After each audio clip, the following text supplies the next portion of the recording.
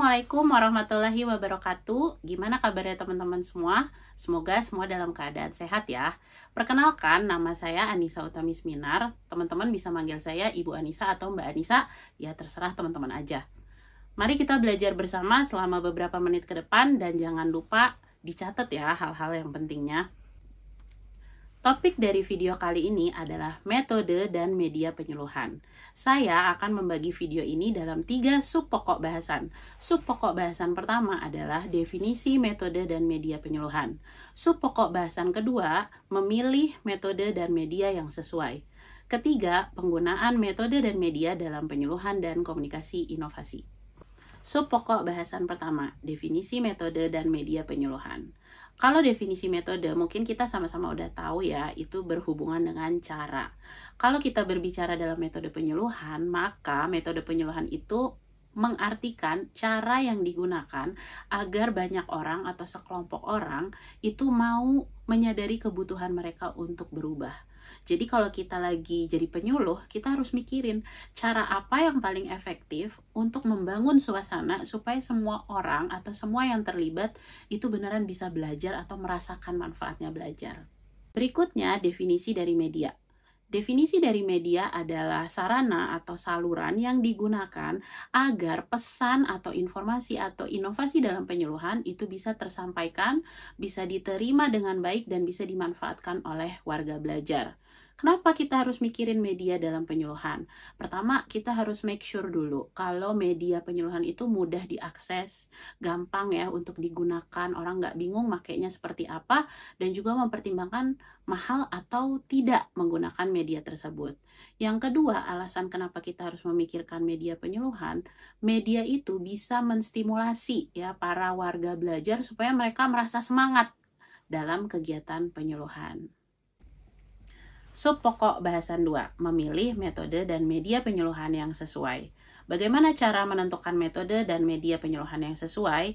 Ada 3 cara. Yang pertama, berdasarkan jumlah orang yang ingin dipengaruhi. Ada 3 level jumlah orang yang ingin dipengaruhi, yaitu level individu, kelompok, dan massa. Pada level individu, penyuluh ini bisa membangun hubungan yang intens dengan warga belajar karena kita bertemu satu lawan satu. Ya, jadi kita bisa langsung tahu minat mereka apa, kebutuhan mereka seperti apa, gaya komunikasi mereka seperti apa. Itu penyuluh bisa langsung melihat atau menyaksikan semuanya sehingga proses penyuluhan bisa disesuaikan. Contoh dari melakukan penyuluhan di level individu itu biasanya kunjungan-kunjungan ke rumah. Level yang kedua adalah level kelompok. Nah, di level kelompok, penyuluh juga masih bisa membangun hubungan yang intens dengan warga belajar, cuman jumlah orangnya lebih banyak dibandingkan level individu. Contoh dari metode di level kelompok misalnya adalah diskusi, workshop, pelatihan, ya, mengumpulkan pemimpin-pemimpin kelompok, itu juga bisa dijadikan metode penyuluhan di level kelompok. Yang terakhir adalah penyuluhan di level massa. Kalau di level massa itu penyuluh memang tidak bisa membangun hubungan yang intens karena sasarannya sudah pasti orang yang lebih banyak sehingga kita memilih media yang cakupannya bisa lebih luas. Contohnya televisi, radio, surat kabar, poster, ya bisa juga film, itu termasuk dari pendekatan penyuluhan di level massa. Berikutnya, memilih media berdasarkan indera yang ingin diaktifkan. Ada 4 jenis media yang bisa kita gunakan atau kita pilih. Pertama, media terperaga.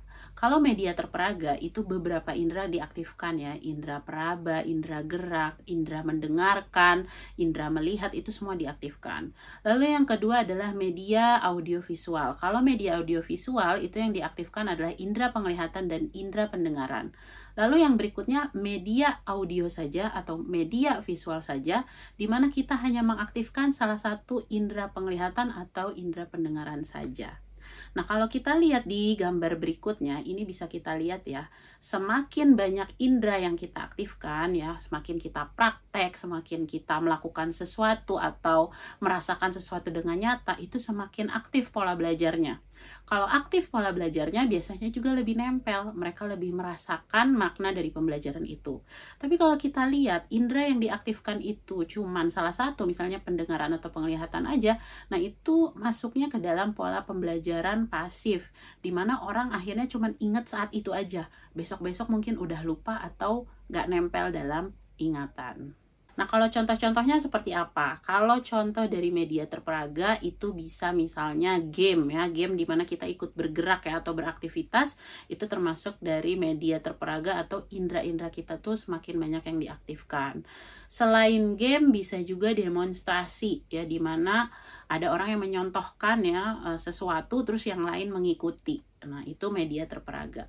Kalau contoh dari media audiovisual ya, itu bisa video, ya bisa film, tadi sempat saya sebutkan, itu termasuk bagian dari media audiovisual. Kalau media visual saja bisa buku ya, PPT ya, materi aja diberikan gitu ya. Tapi kalau audio saja atau mendengarkan saja itu bisa seperti podcast ya, termasuk menjadi bagian dari media penyuluhan. Tapi kita juga bisa memilih media berdasarkan kondisi atau karakteristik setempat ya. Misalnya di tempat tersebut udah biasa pakai wayang ya, ada kegiatan-kegiatan ritual budaya. Nah, itu bisa kita manfaatkan menjadi media penyuluhan.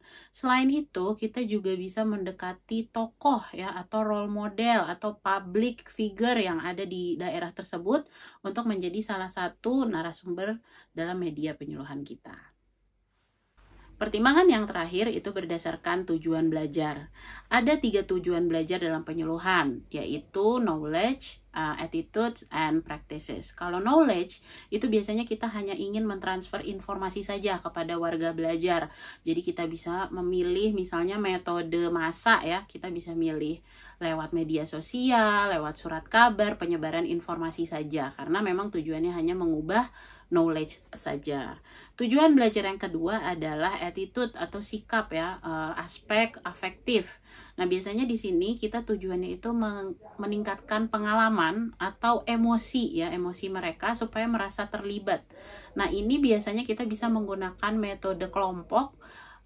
Contohnya role play, nah, itu bisa dilakukan. Lalu level yang berikutnya adalah praktis ya, misalnya keterampilan atau psikomotorik. Nah, karena emang kita ingin mereka memiliki skill tertentu, maka caranya bisa dengan demonstrasi ya, di mana mereka bisa langsung mengikuti kegiatan atau contoh dari yang sudah disediakan. Bukan berarti cara kita memilih metode atau media penyuluhan hanya berdasarkan 3 hal tadi ya. Kita juga bisa mikirin sarana dan prasarana yang tersedia di tempat tersebut, ketersediaan anggaran, penyuluhnya banyak atau enggak, mereka punya kapasitas enggak untuk memanfaatkan metode dan media tersebut. Sub pokok bahasan 3, penggunaan metode dan media penyuluhan. Nah, bagaimana cara kita menggunakan pemilihan metode dan media penyuluhan dalam konteks yang mungkin sesungguhnya?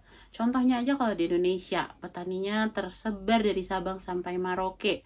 Kelompok petaninya banyak, tapi jumlah penyuluh kita sangat terbatas. Lalu apa yang akan kita lakukan kalau levelnya massa ya dan sangat masif? Biasanya pendekatan yang digunakan itu lebih di level kelompok atau di level massa ya. Jadi kita memanfaatkan media massa seperti televisi, radio, sosial media mungkin kalau di perkotaan.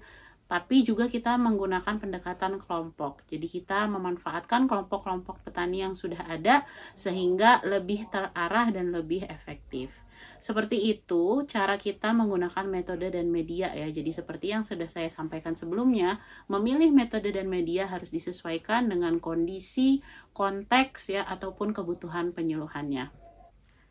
Jadi sekarang teman-teman udah tahu ya bagaimana cara memilih metode dan media penyuluhan yang efektif. Teman-teman sekarang udah bisa nih berlatih menjadi penyuluh atau komunikator inovasi yang cap jempol. Cukup sekian dari saya, semoga bermanfaat. Assalamualaikum warahmatullahi wabarakatuh. Dadah!